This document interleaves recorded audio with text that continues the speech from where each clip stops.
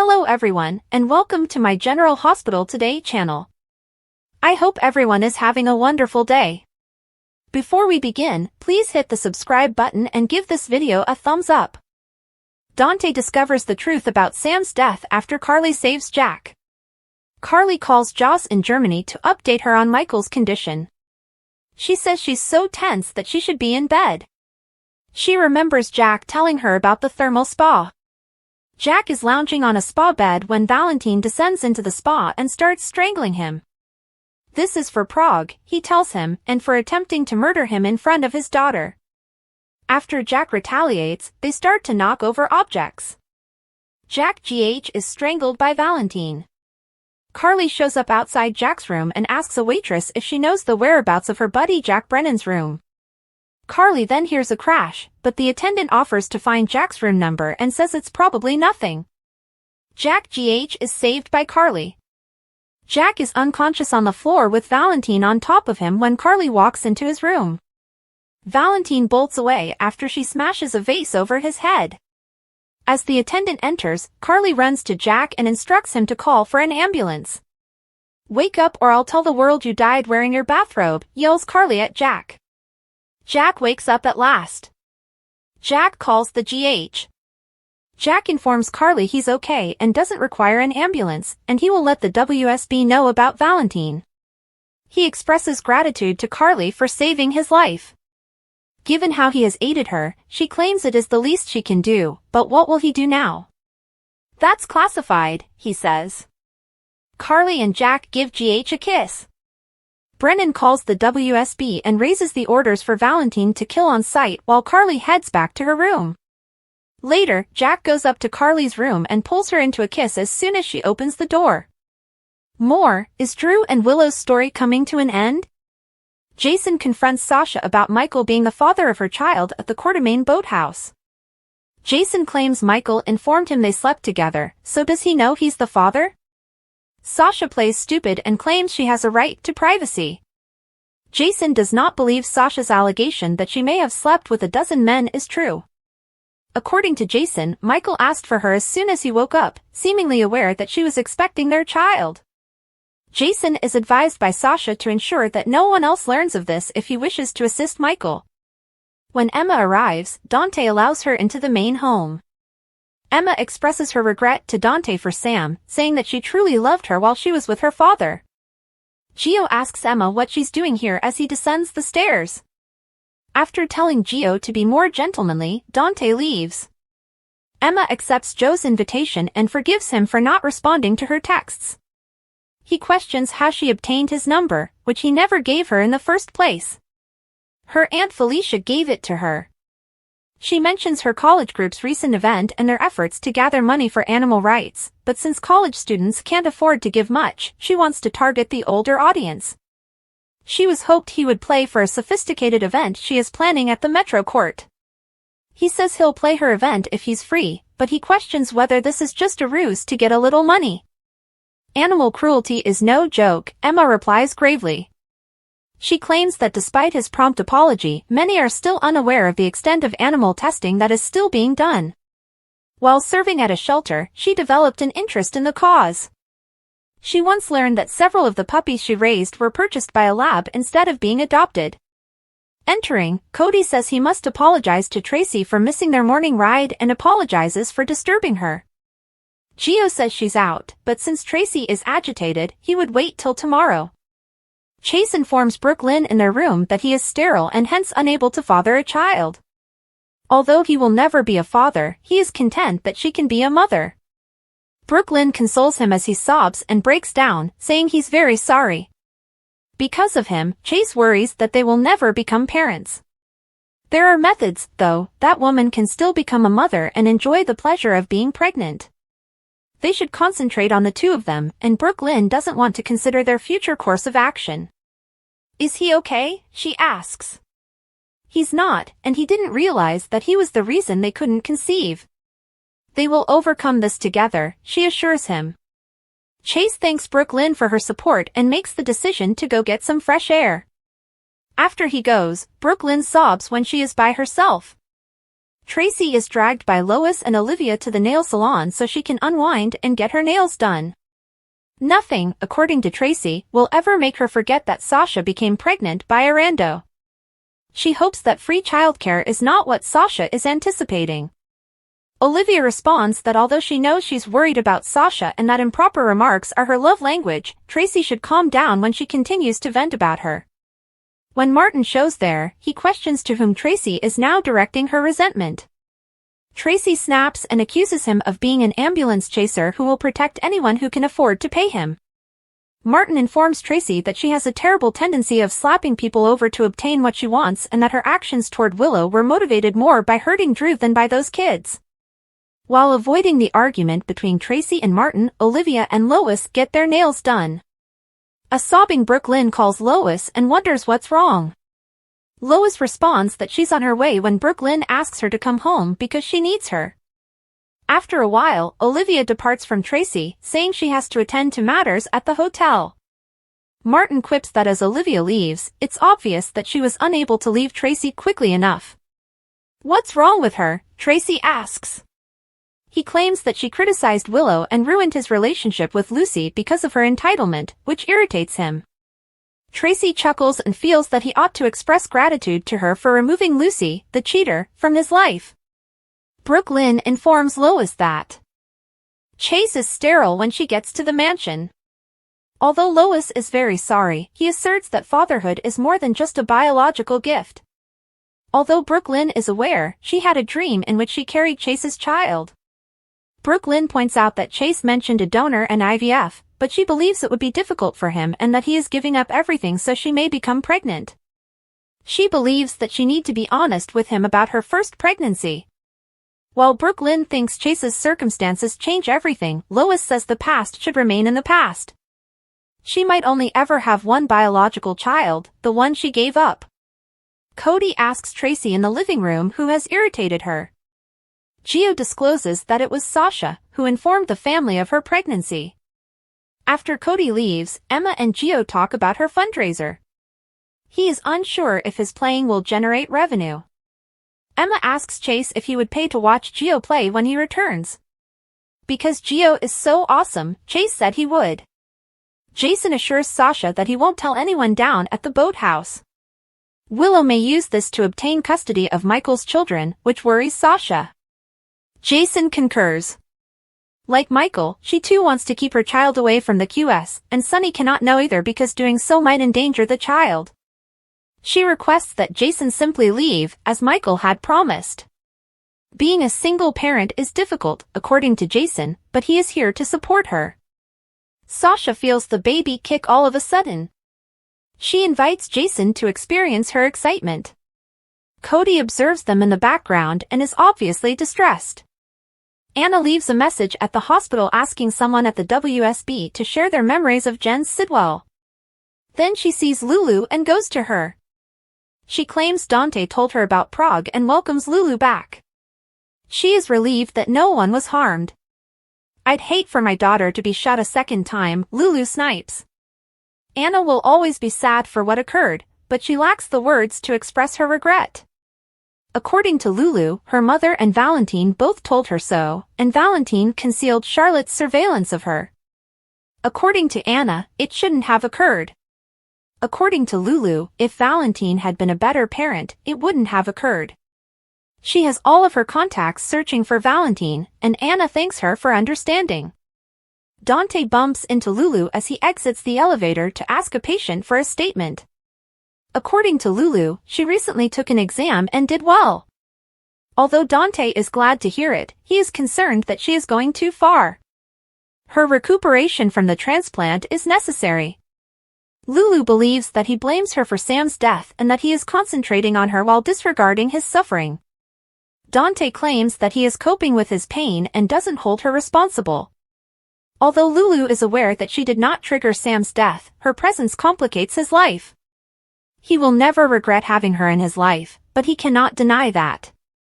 The doctor in Portia's office informs Anna that she was about to call the PCPD since the hospital recently conducted an investigation and they had someone using digitalis to kill and attempt to kill patients. Portia is aware of the phrase angel of death, which Anna mentions, but it doesn't apply to these murders because 2 of the victims were healthy and supposed to recover. When Anna wonders who the patients are, Portia identifies them as Sam and Dex. Anna discovers Dante and Lulu still conversing in the hallways. She requests a private conversation with Dante. "Is this police business?" he asks. Anna wants to speak with him as a citizen, yet it is true. He requests that Lulu remain, and Anna discloses that Sam's death was murder rather than an accident. "It's your choice to make," Lois adds of the next General Hospital. Chase wants to hear it from Brooklyn. Dante acknowledges to Chase that he thinks about Sam whenever he sees Lulu. Lulu is informed by Maxie that feeling bad will not help her. At front of Diane at her office, Alexis loses it. Jason assures Sasha that he will retreat as soon as Michael gives him the order. Carly requests a favor from someone. Carly comes to Jack's rescue, and Dante learns the truth about how Sam died. Carly's tense night in Germany. Carly sat in her hotel room in Germany, speaking on the phone with Jocelyn to update her about Michael.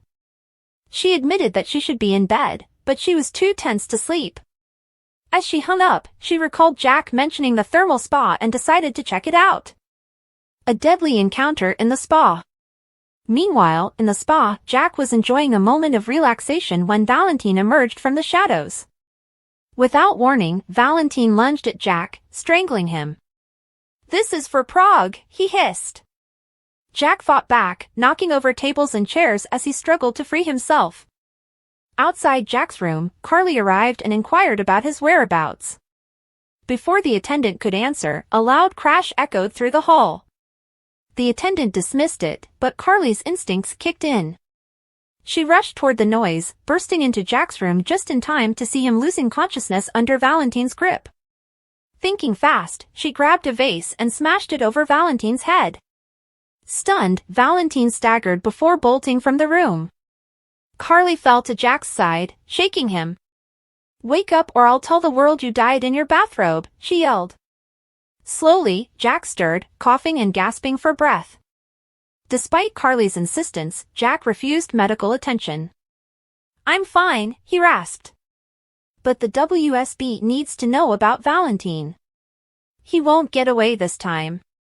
Later, Jack called the WSB, escalating Valentin's status to kill on sight. Relieved but still shaken, Carly returned to her room. Moments later, a knock at the door startled her. She opened it to find Jack, who pulled her into a deep kiss. Secrets unfold at the Quartermain boathouse. At the Quartermain boathouse, Jason confronted Sasha about Michael being the father of her child. Sasha played coy, but Jason saw through it. "Michael told me you slept together. Does he know the truth?" Sasha hesitated before admitting, "If you really want to help Michael, make sure no one else finds out." Dante's emotional confrontation. Dante opened the door of the Quartermain mansion to find Emma. She expressed her condolences about Sam. "She meant so much to me when she was with my dad," Emma said. Before Dante could respond, Gio appeared. Tension sparked between him and Emma, but she quickly changed the subject, pitching a charity event for animal rights. Gio was skeptical, accusing her of trying to scam money. Offended, Emma defended the cause, revealing how she once cared for puppies who were later sold to a lab. Cody interrupted, looking for Tracy, but Gio advised him to steer clear, as she was in a foul mood. Brooklyn and Chase face heartbreak.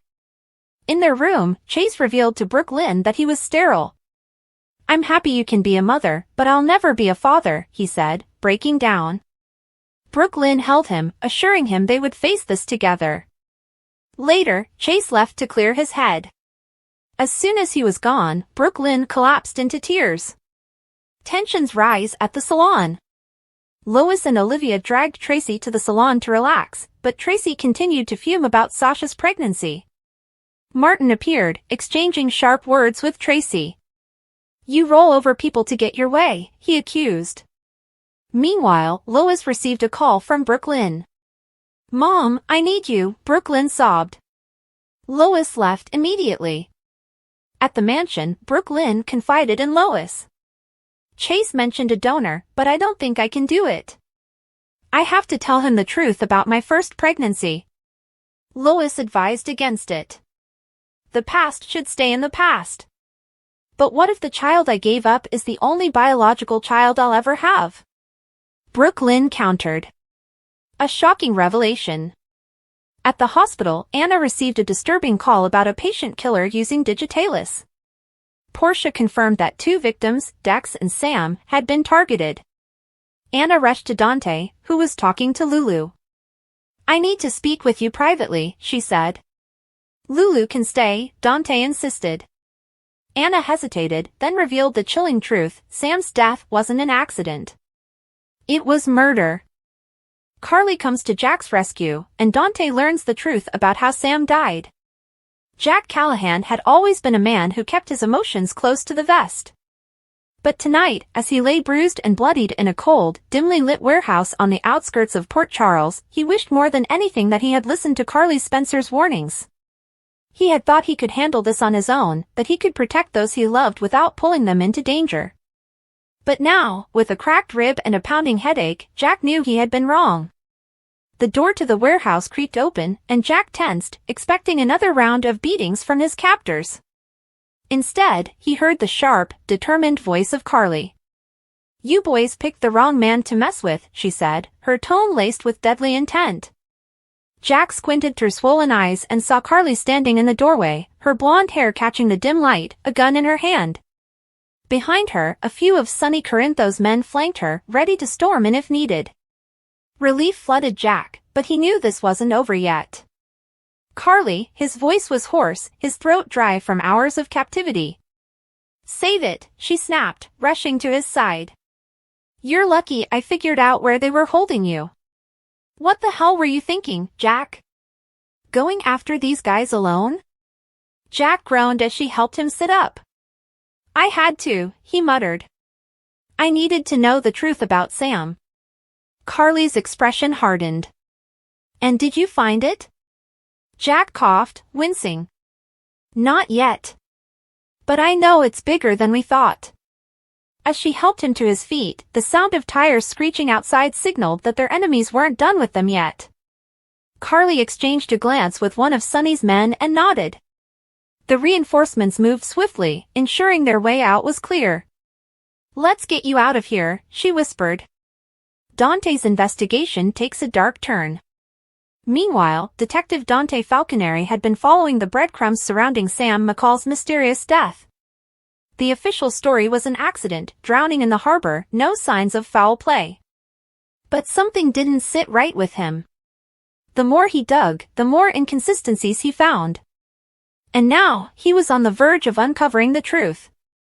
Dante stood in front of a nondescript motel, gripping the file in his hand. Inside was evidence that contradicted everything the police report had stated. Someone had tampered with the autopsy records. Someone had ensured Sam's death appeared accidental. And that someone had ties to one of the most dangerous crime syndicates in the city. His gut told him that Jack had been on the same trail, and now Jack had gone missing. Dante pulled out his phone and dialed Carly. Tell me you found him. He's with me, Carly answered. But he's in bad shape. Dante exhaled. I think I know why they went after him. I just found something that changes everything. The truth about Sam's death. Hours later, in Sonny's penthouse, Jack sat with an ice pack against his ribs while Dante paced the room. Carly stood with her arms crossed, her expression unreadable. Tell us what you found, Jack said, his voice still weak but determined. Dante tossed the file onto the coffee table. Sam didn't just drown. She was drugged before she hit the water. Carly gasped. You're sure? Dante nodded. Lab reports show traces of a sedative in her system. Someone wanted her incapacitated. Jack leaned forward, ignoring the pain in his side. That means someone killed her. Dante's jaw clenched. And I think I know who. Silence filled the room as Dante pulled out another piece of evidence, a security footage still from the night of Sam's death.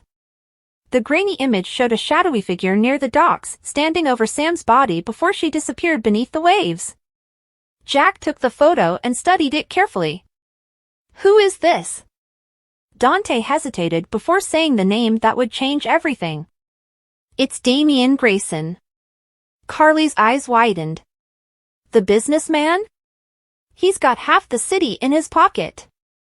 Jack's grip on the photo tightened. "And now we have proof that he killed Sam." Dante nodded. "The question is, what are we going to do about it?" The final confrontation. Days later, Jack, Carly, and Dante set a trap. They knew that confronting Grayson directly wouldn't work. He was too powerful, too well-connected. Instead, they leaked information, making it seem as if a witness had come forward about Sam's murder. It didn't take long for Grayson to take the bait. In an abandoned parking garage, under the glow of flickering streetlights, Grayson arrived, expecting to silence whoever threatened his secret.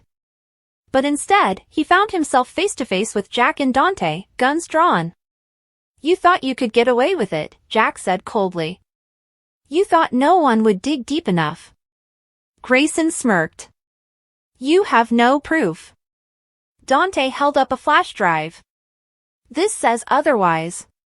Security footage, forensic reports, it's over." For the first time, fear flickered across Grayson's face. He reached for his gun, but before he could draw, Carly stepped from the shadows, her own weapon aimed at his head. "Don't even think about it," she warned. Realizing he was outmatched, Grayson sneered. "You think the law will hold me? I have people everywhere." Dante smiled. "That's why we sent the evidence to the feds before we got here. By now, your empire is crumbling." As sirens filled the air, Grayson knew he was finished. Jack exhaled, relief washing over him. Justice for Sam had finally been served. Carly placed a hand on Jack's shoulder. "She'd be proud of you." Jack nodded. She deserved the truth. Dante watched as the officers cuffed Grayson. "Now, we make sure he never walks free again." As they stood under the city lights, they knew the battle wasn't over. But for the first time in months, they had won a fight that truly mattered. And for Sam, justice had finally been served. General Hospital spoilers for Thursday, January 30th indicate that Lois Chirulo will continue to be worried about Brooke Lynn Quartermaine possibly telling Harrison Chase about the adoption of her eldest child. Cody's baby daddy error, Jason supports Sasha Brooke Lynn's confession. Lois, however, will maintain that Brooke Lynn must make the decision, and Brooke Lynn will ultimately decide to be honest with Chase. Chase will distract himself from his sterility at the boxing gym by spending some time thinking about Dante Falconeri's issues. Dante will talk to Chase about Sam McCall's purposeful death, which he recently received confirmation of. Dante will now also open up about his complex feelings for Lulu Spencer. Dante will always think about Sam when he looks at Lulu, which could get in the way of their romantic reunion. Lulu will confide in Maxie Jones and seek guidance. Maxie won't believe that Lulu should take responsibility for Sam's unfortunate fate since she will maintain that feeling bad won't help her. Alexis Davis will hurl papers at the workplace while yelling that she is at a loss for what to do. After learning about the most recent Sam news, Diane Miller will watch Alexis meltdown and try her best to help her. Jason Morgan will promise Sasha Gilmore Corbin outside the Quartermaine boathouse that he will retreat as soon as Michael Corinthos gives him the order. However, since Michael is away recuperating in Germany, Jason might insist on taking care of Sasha and her unborn kid. Jason may contend that he will be there for her in the event that she needs him and that this is what Michael would want, even though Sasha plans to raise the child alone. The relationship between Jack Brennan and Carly Spencer in Baden-Baden just taken a dramatic turn. He showed up in Carly's hotel room for a passionate kiss, suggesting that the fact that she saved Brennan's life turned him on. On Thursday's GH episode, Brennan and Carly might end up sleeping together, but it appears like Carly will have a favor to ask Brennan afterward. Given how much she's beginning to care for Brennan, perhaps Carly will ask him to stay away from any more near misses. Molly Lansing Davis and Christina Corinthos Davis will be shocked when they return to Port Charles. Updates on Sam's purposeful death will undoubtedly have something to do with that. Cody Bell will have much to think about elsewhere while Christina and Molly fume over the loss of their sister. Cody just saw Jason feel Sasha's baby kick for the first time, and he obviously didn't get it.